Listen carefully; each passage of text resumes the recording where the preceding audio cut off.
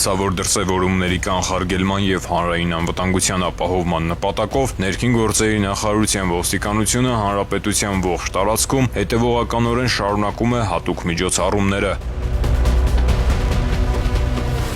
Ներքին գործերի նախարարության ոստիկանության ծառայողները շրջայցեր և ստուգողական գործողություններ են իրականացրել բակային տարածքներում, հավաքատեղիներում, հանրային այլ վայրերում, ուշադրության կենտրոնում պահելով հնարավոր իրավախախտումներն ու հանցավոր դրսևորումները։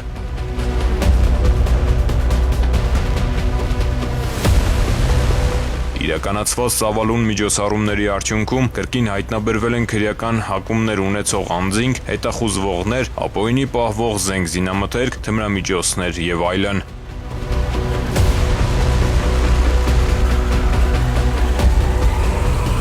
Ներքին գործերի նախարարության ոստիկանության միջոցառումները շարունակվում են։